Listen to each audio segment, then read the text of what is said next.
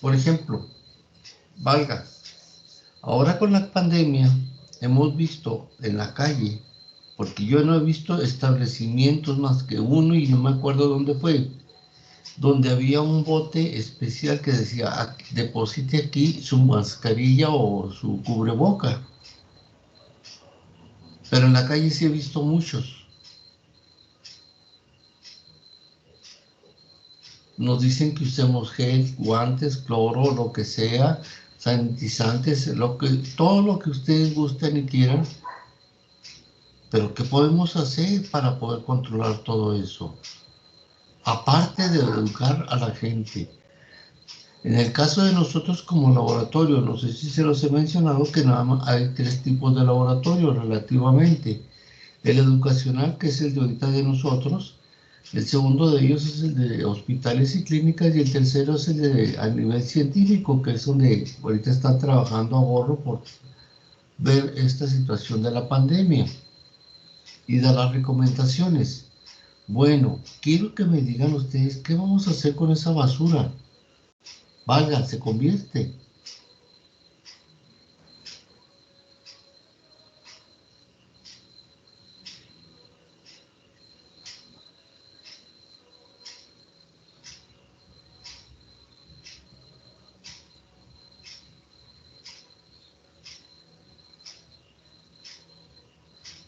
¿No hay ideas?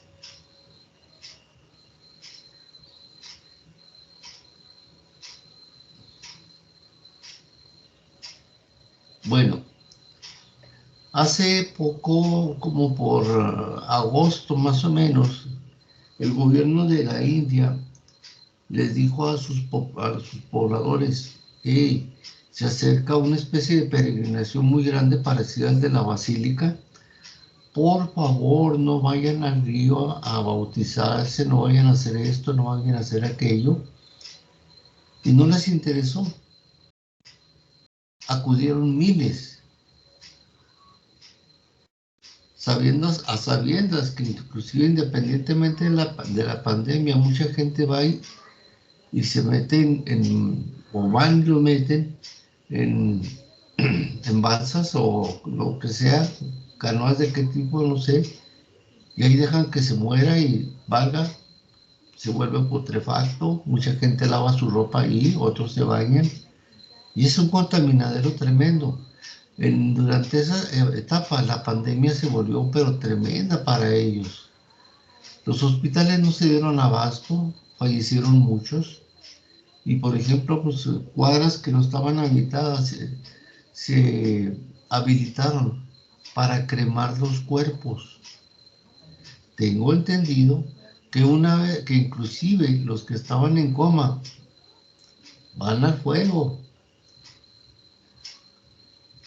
De nuevo, ok, el fuego es una forma de controlar todo esto. Lo mismo sucedió en la Edad Media cuando la peste era lo único que había bueno. Bueno, ya hablé de fuego. ¿Qué otro método creen que sea bueno? Incinerar. En pocas palabras, perdón. Échenle ciencia, muchachos.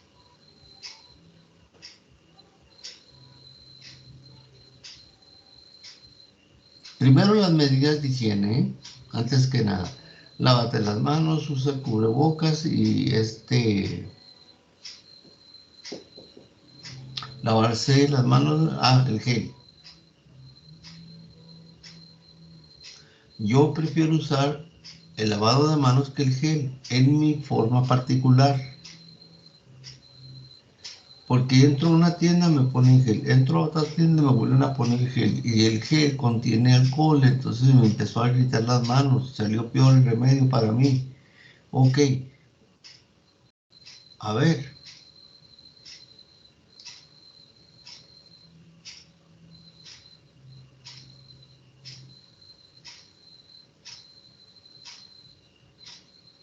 o todos están dormidos, perdón. Yo imagino, Ay, profe. pues, A ver, damas primero, perdón. Ahora sí, dígame, Eunice. Que bueno, que en el caso de nosotros, creo que el aislamiento era una parte importante. Ok, tiene toda la razón. Ángel Luis, ¿ibas a comentar algo? Así que pues, no sé cómo funciona el alcohol para las bacterias y los microorganismos, pero yo pienso que hay que emplear sustancias para destruir, por ejemplo, la capa, la membrana de los microorganismos o atacar directamente a sus, ¿qué se puede decir? Enzimas, proteínas que estén involucradas en su metabolismo para así matarlas. Y pues, que ya no se puede Ok, reproducir. estamos hablando de un antiséptico, ¿sí? O Ok, asepsia, que inclusive cuando lleguen a funcionar, muchachos. Un tip que les doy es el hecho de cuando vayan a hacer la limpieza del área a funcionar, sea de adentro hacia afuera en forma de remolino o de un lado hacia otro, pero de no volver a regresarse. Es de un lado hasta el otro extremo, porque asepsia no es lo mismo que desinfección, antes que nada. Bueno, ¿qué otro método conocerían? Ya hablaron ustedes dos aspectos. Ángel Luis, el químico, y Eunice, ¿cuál fue el que mencionó, perdón? El aislamiento. Ah, ok, gracias. Bueno, ¿algún otro método que fue el químico? Pues existe el método físico. El método físico, ¿qué implicaría para ustedes? Pues sería como, por ejemplo, el cubrebocas. Mm, pero como medida preventiva, Aire. Ok, Sí, profe. ok. Como medio físico, vamos a hablar un poquito de agricultura. Ahora que se presentan, para que tengan cuidado, se presentan bajas temperaturas, que mataría mucha plaga, entre comillas. El factor temperatura, el calor, es el que mata la bacteria. Dependiendo de la bacteria, antes que nada. Entonces, dentro de los factores físicos existe la temperatura. Otro de ellos es el sol, valga la expresión. ¿Por qué? Porque el sol envía rayos ultravioleta. Ahora, dentro de los rayos ultravioleta existen tres tipos, alfa, beta, gamma, no, perdón, me estoy yendo, eso es aparte, otro tipo de radiación, alfa, beta, gamma. Existen los rayos ultravioleta. En las zonas, por ejemplo, de la periferia o en zonas rurales, las damitas que hacen el aseo a lavado de mano a mano, valga la expresión, lavado de ropa de mano, tienden su ropa para que ésta se seque, pero no toman en cuenta que la radiación del sol puede esterilizar. Inclusive sacan hasta los colchones para que maten chinches y pulgas o lo que sea, o simplemente airearlos. Pero de todos modos eso funciona. Bueno, tenemos dos términos ya que usamos, físicos y químicos.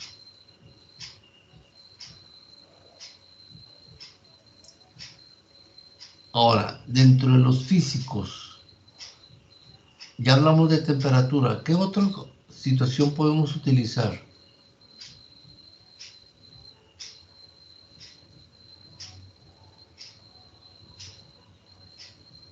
¿Humedad? ¿Perdón? ¿La humedad? El agua. Vamos llegando a lo que quiero. Ya tenemos temperatura y agua. Ok, vamos a hablar. Entre los procesos físicos existe lo que nosotros llamamos o tenemos en nuestros hogares lo que se llama olla express. ¿sí? Ya sea para la cocción de frijoles, carnes, X, Y, Z. Eso produce una temperatura, presión y se necesita agua, aunque también hay en seco. Y eso se llama esterilización. La esterilización mata toda forma de vida. Los 3 parámetros que utiliza la esterilización son 15 libras por pulgada cuadrada a 121 grados centígrados durante 15 a 20 minutos. Arriba de 30 minutos es para destruir los medios de cultivo que ya han sido usados. Que por cierto, no les he dado, hoy me imagino que ya han de conocer algo sobre la norma 087, que es el RPBI, pero lo vamos a ver. Nos vamos a dar un hueco para esto.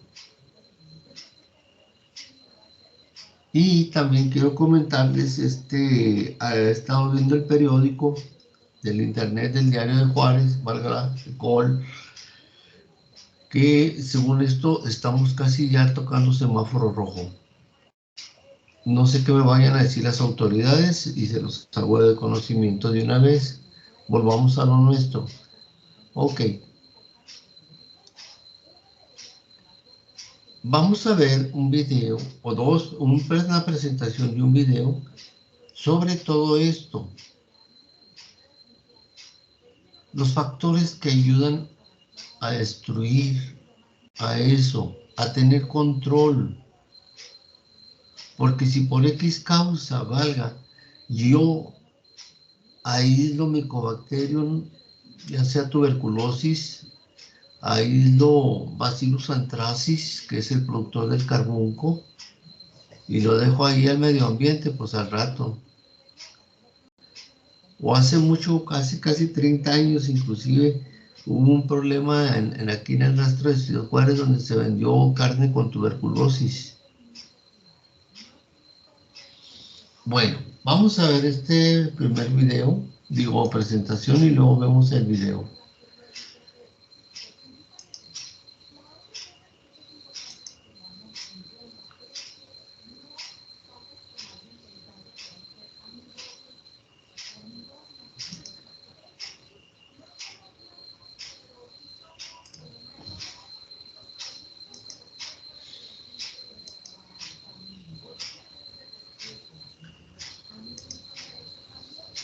Ok, quiero que me digan si se ve.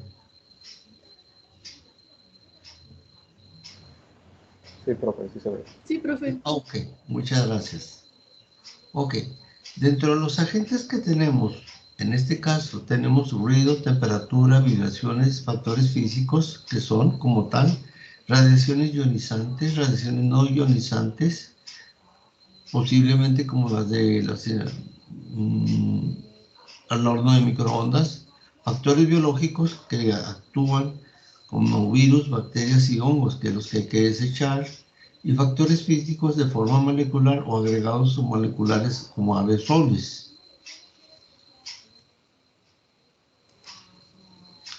Las vías de entrada. Ok, ya las había mencionado yo, que son las vías aéreas como la respiración, la piel, que es un gran órgano y del cual hay que cuidar, la vía digestiva, la boca es un tremendo, no se diga, lleno de bacterias. Y luego tenemos el uso parenteral, ya sea desde inyecciones, ahorita que se pone de moda porque nos están vacunando al aire libre, casi. Y también hay que tomar en cuenta, muchachos, independientemente de bacterias y virus y lo que sea, la vacunación es como les dije, uno de ellos. Otro sistema es el hecho de perforarse, ponerse piercings, los tatuajes que están de moda, y otros que son como el ocular, el oído y la transplacentaria, porque también hay virus que atraviesan la barrera transplacentaria,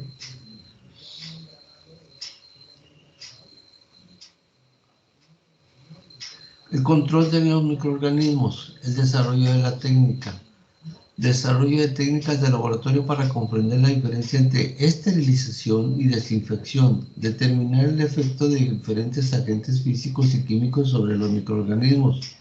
La introducción. Microorganismos que pueden ser elevados o eliminados, no elevados, inhibidos o muertos por agentes físicos, procesos físicos o químicos.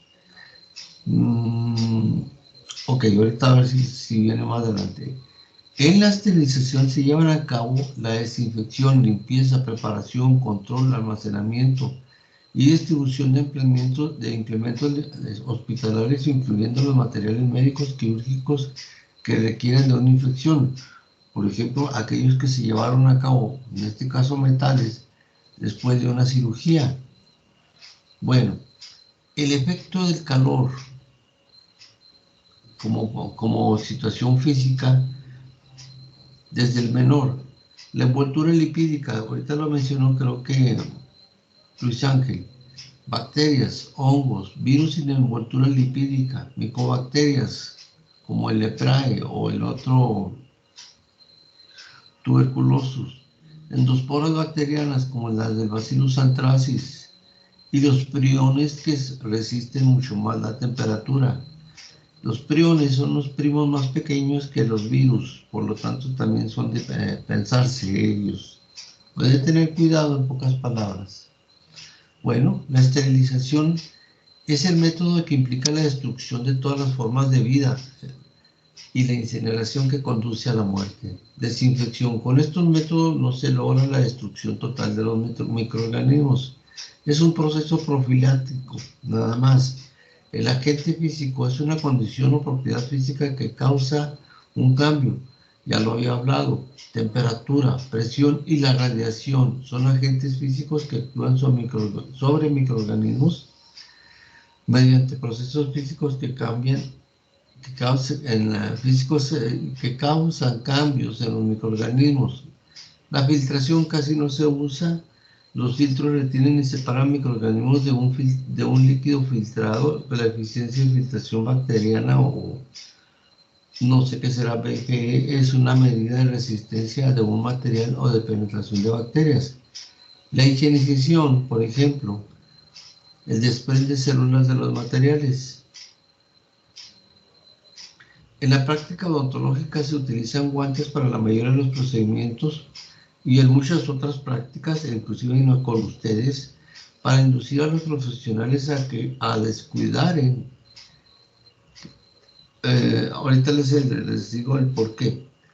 A descuidarse en la práctica correcta de higienización de las manos por causa de sensación de completa seguridad y protección. Esto que menciono aquí es cuando caemos en un hábito, en una rutina que nos convierte en un error.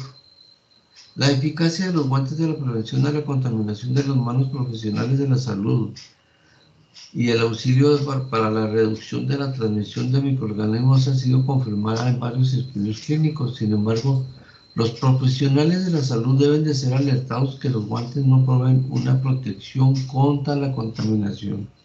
Les digo por esto, o se los leí, porque yo muy pocas veces utilicé guantes para extracción de sangre, dado que sí me pinché algunas ocasiones y la aguja tiene un poder de penetración que va a decir, ay, trae guantes, no le voy a hacer nada. No le valió, no le interesó. Ahora, los microorganismos pueden contaminar las manos por medio de pequeños defectos, agujeros o remoción de los guantes. Por ese motivo es considerado imprescindible la higienización antes y después del desprendimiento del paciente y después de la remoción de los guantes. Esto que menciona también es el control de calidad.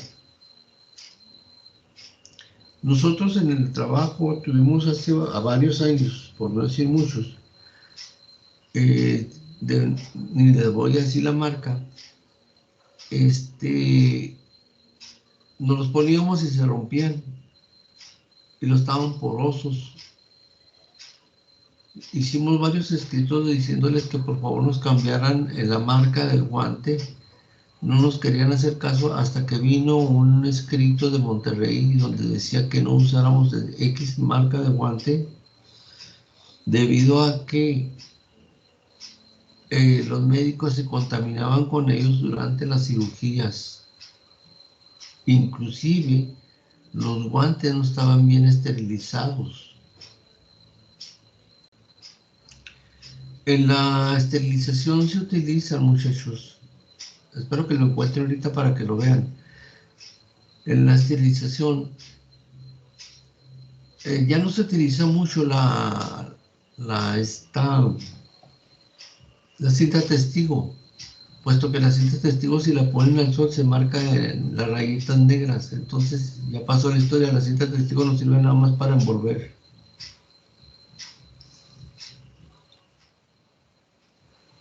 Y el agente químico, bueno, ya conocemos el antibiograma. Es una sustancia sólido, líquido o gas que se caracteriza por la composición molecular definida y causa una reacción en los microorganismos. Por ejemplo, los compuestos fenólicos y alcoholes, cloro, yodo y óxido de etileno. Casi no necesito estudiar bien el óxido de etileno, dependiendo de la concentración y el tiempo de exposición, los daña o los mata.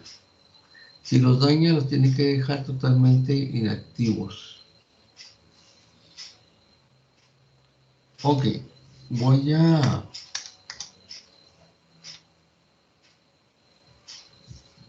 ver si encuentro un control de calidad. A ver si puedo sacarla de aquí.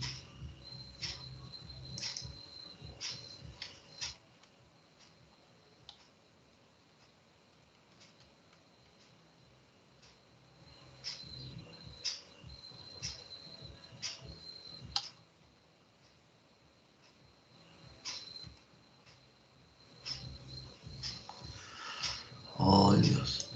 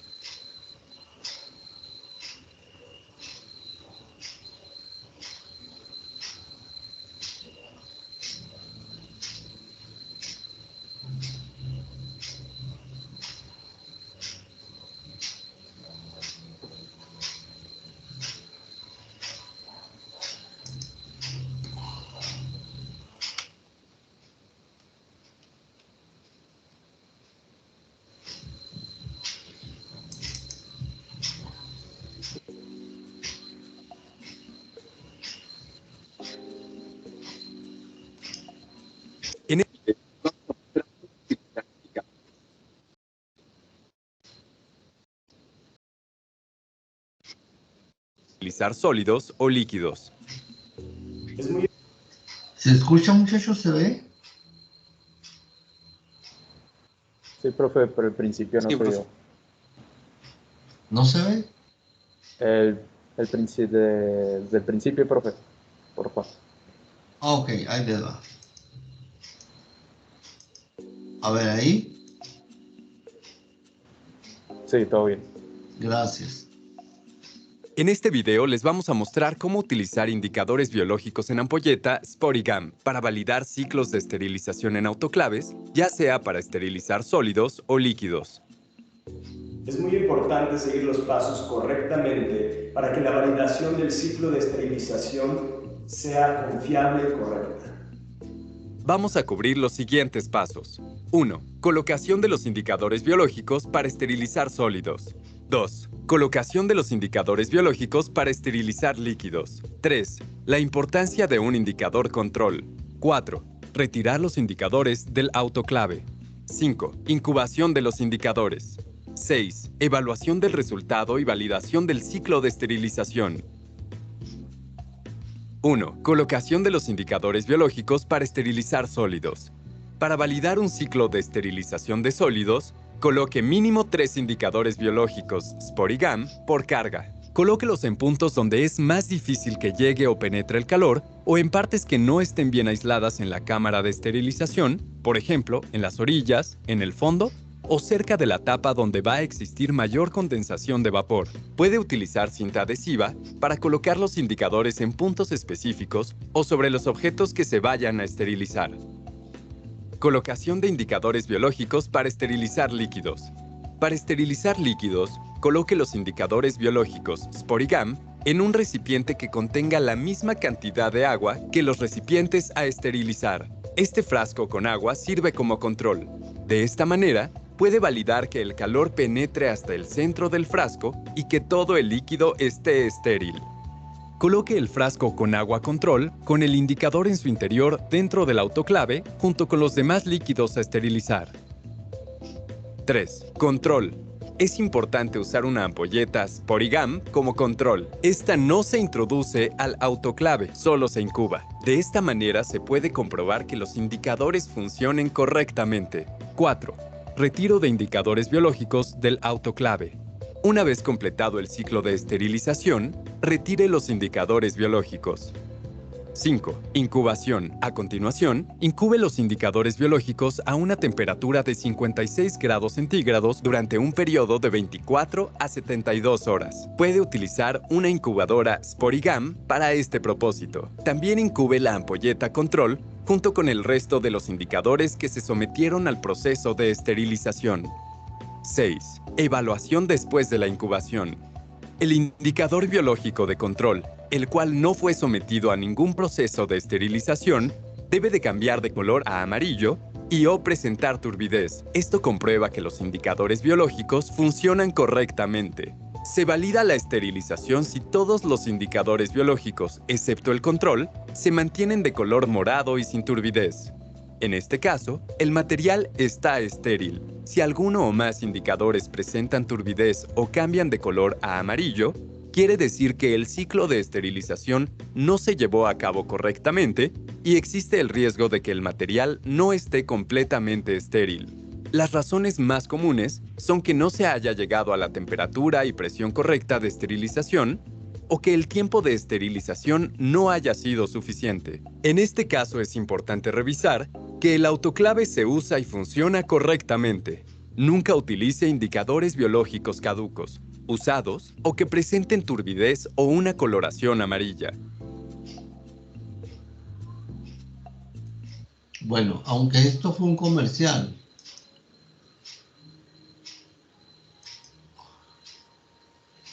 es un control de calidad sobre las autoclaves.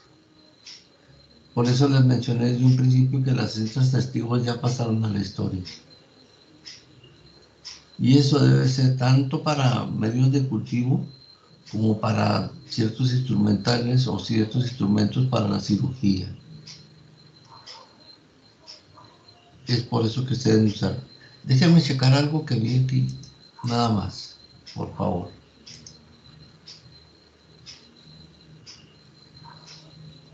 A ver, este de aquí.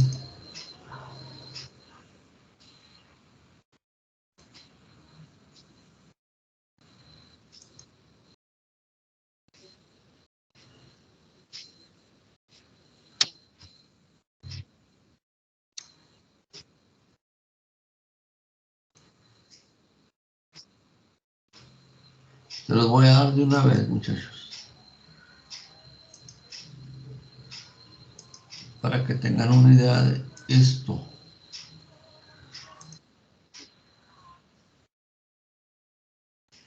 Ir con ustedes este espacio relacionado con el control de los microorganismos. Algo muy importante, la salud y el bienestar de los humanos depende mucho de la capacidad que tengamos de controlar estos microorganismos. Los microorganismos los encontramos a todo nivel, en el aire, en la tierra, en los espacios en los cuales nosotros estamos desarrollándonos, también en nuestra piel, en las mucosas y mucho más en el área clínica, en donde podemos estar en contacto con muchos microorganismos patógenos y podemos tener el riesgo de sufrir una infección cruzada o una infección oportunista. Existen muchos métodos y formas de controlar los microorganismos. Cada uno de ellos tiene su propio límite de utilización práctica. Sin embargo, es importante recordar algunos términos que hoy en día se manejan como asepsia, antisepsia, desinfección, esterilización. Es importante recordar también que existen unos agentes físicos y unos agentes químicos. Quizá en el mercado encontramos muchos agentes químicos, pero debemos reconocer y recordar que el médico cirujano inglés Joseph Lister introdujo el ácido fénico como desinfectante. Desde ese momento se ha reconocido esta sustancia como la sustancia capaz de relacionar los demás desinfectantes, es la sustancia guía para el estudio de estos. Ok, el ácido fénico es muy bueno para desinfectar, pero muy tóxico o cancerígeno. Inclusive parte de este se utiliza para la preparación del colorante puchina fenicada para la tinción de ácido alcohol resistentes. Utilizó la asepsia en la práctica quirúrgica y precisamente utilizó este ácido fénico. También podemos relacionar otras sustancias que actúan como antisépticos. De los antisépticos, el que más utilizamos es el alcohol al 70%. Estos agentes químicos, tanto los agentes desinfectantes como los agentes antisépticos, son de naturaleza química. Sin embargo, tienen limitaciones para su uso. Los agentes Ok, un pequeño paréntesis también aquí. Antiguamente los buenos o los bebedores que toman demasiado alcohol iban y lo compraban porque era más barato y se lo tomaban. Sin embargo, la industria química les puso algo más que sea alcohol, creo que metílico, lo cual induce el vómito para que no lo puedan hacer. Antisépticos se pueden utilizar sobre la piel, sobre las mucosas, es decir, sobre tejido vivo. Sin embargo, los agentes desinfectantes son agentes químicos, pero solamente se emplean sobre superficies inanimadas. Son dañinos en los tejidos y pueden deteriorarlos. El mejor desinfectante que hoy en día utilizamos es el hipoclorito de sodio, 5.000 partes por millón. Sin embargo, es tóxico y puede acarrear también algunos daños a nivel de piel y cuando se inhalan los vapores. Está restringido al área clínica. Es importante también reconocer la protección personal que debemos tener todas las personas que incursionamos en el área de la salud. Es obligatorio utilizar los elementos de protección personal para evitar precisamente llegar a sufrir alguna de estas enfermedades o de estas infecciones en un momento dado. El riesgo biológico siempre existe. Lo importante es prevenirlo con estas medidas.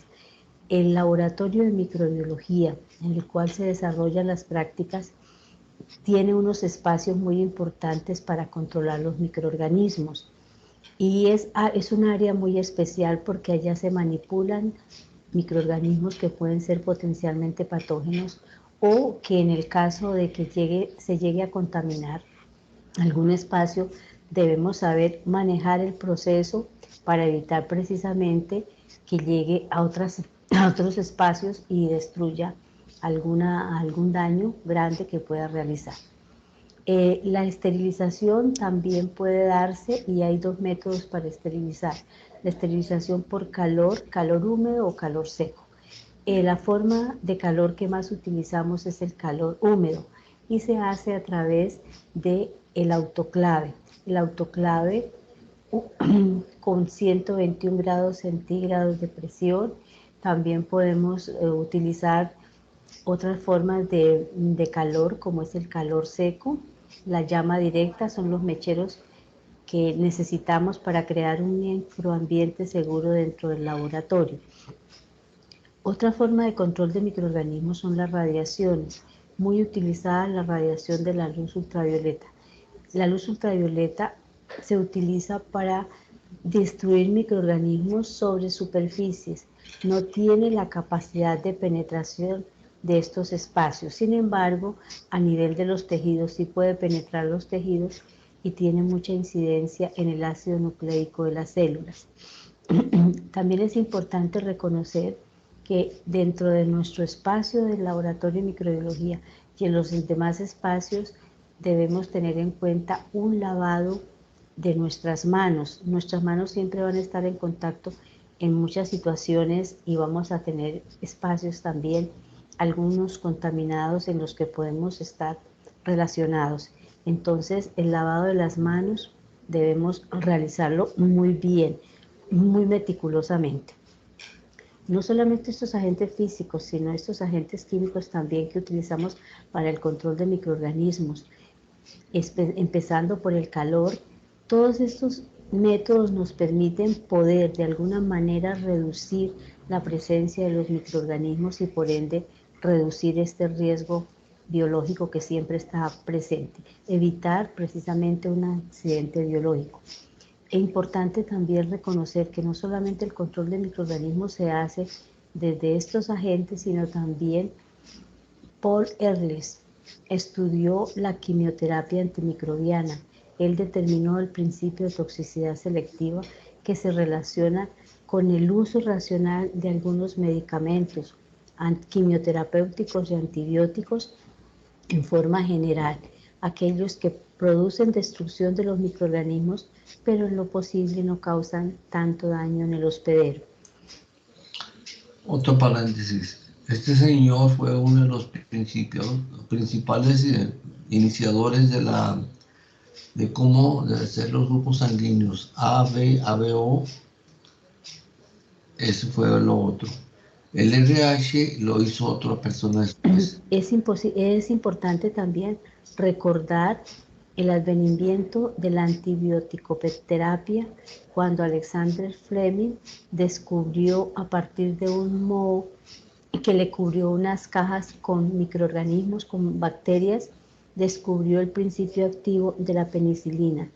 Él encontró en ese hongo el Penicillium notatum, dijéramos para la época, como el medicamento que iba a salvar una cantidad de soldados en la Segunda Guerra Mundial que estaban muriendo más en los hospitales de guerra que más en el campo de batalla. Entonces, desde el advenimiento de la penicilina se han podido controlar muchísimos microorganismos y se han podido controlar muchísimas enfermedades también. Gracias. Ok. Ahora vámonos con este.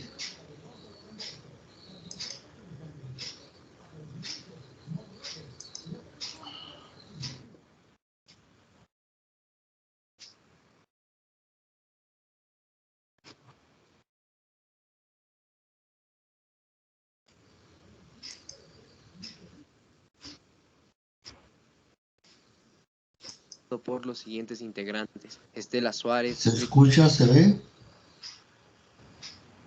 Sí, profe. Gracias. Richard Tapia, Brian Aguilar. Y nuestro tema es acción de agentes físicos y químicos sobre las bacterias. Vamos a empezar hablando del efecto de los factores ambientales sobre los procariotas, que estos, debido a su pequeño tamaño, sufren cambios ambientales de un modo mucho más directo e inmediato, pero a lo largo de los años han respondido evolutivamente, creando numerosos mecanismos de adaptación.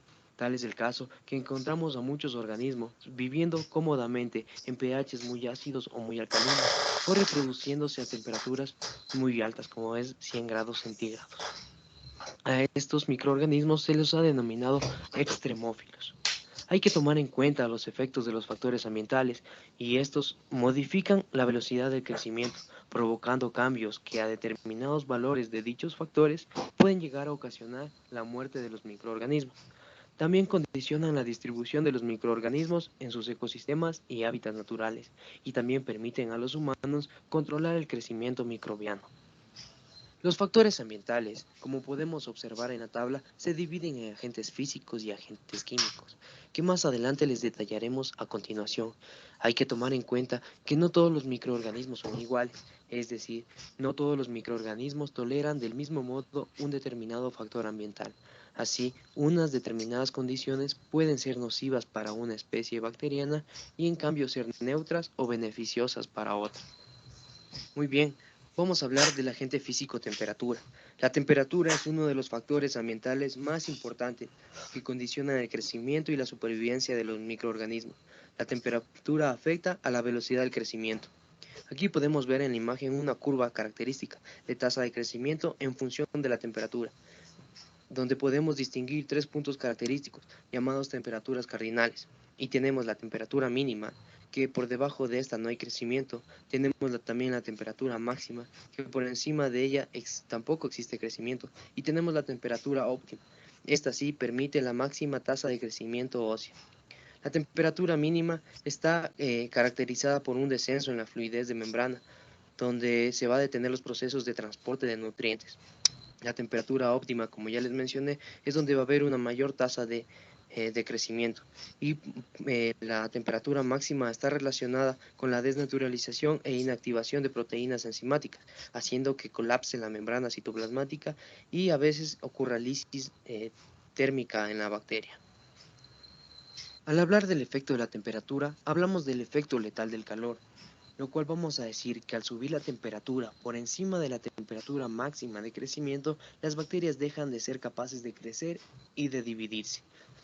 Para entenderlo mejor vamos a definir 3 términos. El primero, tiempo térmico mortal. Es el tiempo mínimo requerido para que mueran todas las bacterias de una determinada suspensión a una determinada temperatura. Segundo, tiempo de reducción decimal. Es el tiempo requerido para reducir al 10% la densidad de la suspensión a una determinada temperatura. Y como tercero, punto térmico mortal.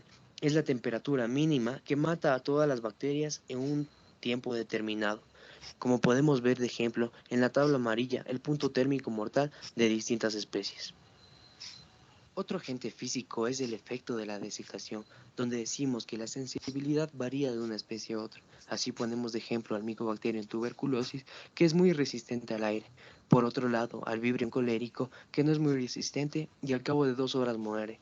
Las causas principales de muerte son el aumento en la concentración intracelular de sales, lo que conlleva efectos tóxicos y desnaturalizantes de proteínas.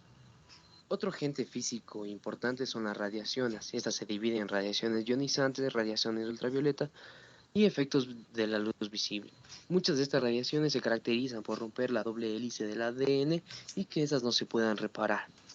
Y con respecto al efecto de luz visible, la exposición a pleno sol es capaz de matar a las bacterias gracias a algunas moléculas que tienen como riboflavina, porfirinas y citocromo. Continuando con la acción de agentes físicos sobre las bacterias, tenemos los efectos de las ondas sonoras. Estos tipos de ondas de frecuencias superiores a las audibles, sobre todo las ultrasónicas, tienen el efecto de desintegrar las células, con las consecuencias del colapso que son: la célula se desintegra, si existe óxido en el líquido de suspensión se forman peróxidos, despolimerización de macromoléculas, cortes en ambas hebras del ADN. Con esto tenemos que las bacterias son variables en cuanto a su susceptibilidad a las vibraciones sonoras, y el uso habitual de los supra y ultrasonidos en laboratorios para la llamada sonicación o disrupción ultrasónica de células para obtener extractos celulares. El efecto de la presión hidrostática. La mayor parte de las especies bacterianas de hábitats continentales no pueden crecer e incluso mueren cuando son sometidas a altas presiones, con los siguientes efectos adversos: aumento en la viscosidad del citoplasma, disminución de la capacidad de las enzimas de unirse a sus respectivos sustratos, interferencia en proceso de transferencia a nivel de membrana, interferencia en la biosíntesis de proteínas, interferencia en la división celular, es decir, las bacterias se alargan, se filamentan, pero sin producción de tabique transversal. Es un crecimiento sin división celular. En la aplicación práctica de las altas presiones a bacterias barosensibles, tenemos la llamada prensa de French, que es un aparato de laboratorio que permite aplicar grandes presiones y bruscas descompresiones. Efectos de la presión osmótica. Normalmente el citoplasma de las bacterias posee una osmolaridad ligeramente superior a la del entorno, lo que garantiza el paso del agua al interior. Y aquí la pregunta: ¿cómo logra la bacteria ajustar su osmolaridad interna a esos cambios exteriores? Por eso tenemos los medios hipertónicos y los medios hipotónicos. En el medio hipotónico tenemos que es la pared celular la que ejerce todo el papel. Su rigidez se opone a la entrada de agua y por lo tanto evita que la membrana citoplasmática tienda a sufrir una presión de tubor excesiva. Recordemos que las bacterias gram negativas poseen dos compartimentos acuosos, el citoplasma y el periplasma. En el periplasma existe un oligosacárido especial y con residuos de fosforilcolina y fosfatidiletoanolamina que intervienen en regular la osmolaridad. En el medio hipertónico tenemos que las bacterias poseen mecanismos compensatorios por los que tienen que aumentar la osmolaridad interior por encima de la del medio, para garantizar la entrada de agua del ambiente y mantener su metabolismo. Es ahí que tenemos las bacterias que son las gram positivas y las gram negativas. En las gram positivas se produce una plasmólisis auténtica, que es la retracción de la membrana citoplasmática respecto a la pared rígida suprayacente. Y en las gram negativas no existe auténtica plasmólisis, ya que la pared celular y la membrana citoplasmática se retraen al mismo tiempo. Efectos del pH. La mayoría de las bacterias pueden crecer dentro de un margen de pH de su medio, manteniendo al mismo tiempo su pH interno óptimo prácticamente constante. Respecto del margen normal de pH, los que crecen las bacterias, estas se pueden clasificar en neutrófilas si crecen de modo óptimo en torno a la neutralidad entre pH de 5.5 y 8. Acidófilas si crecen normalmente entre pH de 0 y pH de 5. Y alcalófilas si crecen entre pH de 8.5 y pH de 11.5. Gracias. Quiero hacerle mención que lo que se denomina pH, yo lo tengo como un concepto de lo que es la química y no física, ¿eh? Los agentes químicos influyen negativamente sobre las bacterias, ya que ejercen dos tipos de efectos diferentes, como los bacteriostáticos cuando impiden el crecimiento bacteriano, o los bactericidas cuando destruyen las bacterias. Se las clasifican en desinfectantes y antisépticos, y en antibióticos y quimioterápicos. Los agentes químicos usamos todos los días para controlar el crecimiento microbiano, antisépticos para la piel y el tratamiento de heridas, y quimioterápicos y antibióticos para tratar enfermedades bacterianas. Los desinfectantes y antisépticos. En los hospitales para esterilizar termómetros, catéteres e instrumentos se suele recurrir a un tipo de máquinas de autoclave que usa el gas óxido de etileno o formaldehído gaseoso para desinfectar. Pequeños objetos se pueden esterilizar con peróxido de hidrógeno y las cámaras de crías de animales se esterilizan con ácido paracético. Los quimioterápicos son sustancias con actividad antimicrobiana, con una toxicidad baja, para poder ser administrados a un organismo. Las propiedades deseables de un quimioterápico son las siguientes, como tener una toxicidad selectiva, es decir, que dañe al microorganismo respetando al hospedador, que sea microbicida, es decir, que mate o inactive al microorganismo provocando la pérdida total de la viabilidad.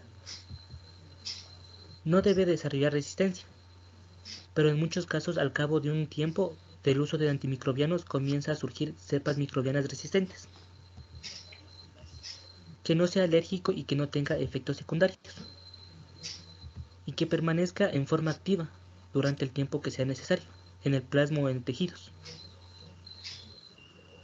Los antibióticos son sustancias normales.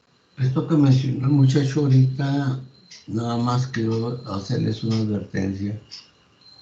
Todo esto va a parar al hígado y el hígado tiene que transformarlo, ¿eh? Normalmente de bajo peso molecular, producidas por seres vivos o modificadas artificialmente a partir de ellas. Se las puede clasificar de la siguiente manera. Los antibióticos que interfieren con la biosíntesis de la pared celular. Antibióticos que actúan sobre la membrana celular. Antibióticos que inhiben la síntesis de proteínas. Y antibióticos que actúan sobre la síntesis de ácidos nucleicos. Los antibióticos que interfieren en la biosíntesis de la pared celular tenemos las vancomicinas, los beta-lactámicos y las penicilinas. Los antibióticos que actúan sobre la membrana celular son las polimicinas. Y las más importantes que inhiben la síntesis de las proteínas son los aminoglucósidos, los macrólidos, azálidos, cetólidos, lincosamidas, tetraciclinas y gliciclinas. Los antibióticos que actúan sobre la síntesis de ácidos nucleicos. Estas son las rifampicinas, que impiden la proliferación bacteriana al unirse fuertemente con el ARN polimerasa. Continuamos con la bibliografía. Ok.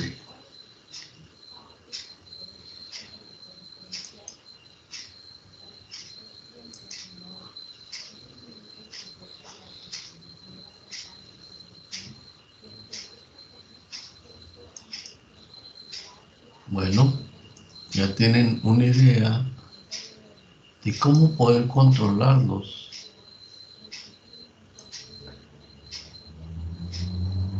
Cómo podemos hacer uso y debemos de tener cuidado sobre todos los antisépticos.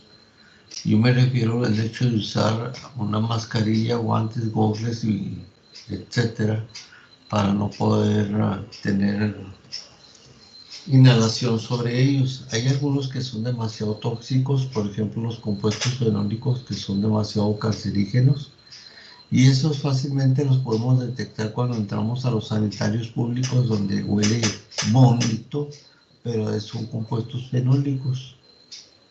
Eso es sencillo. Sin embargo, a nivel laboratorio lo que más se utiliza, al menos ahí en ICB, es el cloro. Ese cloro viene en forma de hipoclorito y se debe diluir con agua destilada, no con agua de la llave porque contiene sales y se combina y pierde su capacidad de destrucción. Entonces, esperemos que esto sea como tal. ¿Tienen alguna pregunta, algún comentario, muchachos? Sí, profe, yo tengo una. ¿Sí? Había mencionado que la desinfección era algo profiláctico, algo así de hecho. ¿Qué significa? Ok. Como medida preventiva. Sí. Vamos a decir, medida preventiva profiláctica es darse un baño diario. En la Edad Media, por ejemplo, la reina decía, me doy un baño al año si es que es necesario. Cuando que hoy sabemos que un baño pues simplemente es quitarse la mugre los polvos y todo eso en el medio andar de nuestro ambiente. El uso del lavado que yo hago de las manos para evitar contagios y todo eso es necesario. No importa qué tipo de jabón usemos, aunque el recomendado, pero es irritante, es uno que está hecho a base de yodo. El yodo mata de todo, pero también irrita la piel, para que tengan cuidado. Si simplemente, no sé, las ramitas, yo lo he hecho, cuando trapeo y le pongo cloro, las manos me quedan medio ásperas, y en eso hay que tener cuidado. Pero desinfección no es lo mismo que esterilización. Entonces la desinfección es más como una medida preventiva, mientras que la esterilización es ya una medida para eliminar, o sea, directamente a las bacterias que ya están ahí. Sí. Ok. ¿Alguna otra pregunta? ¿Perdón? No, que muchas gracias. Ok. ¿Alguna otra pregunta, muchachos?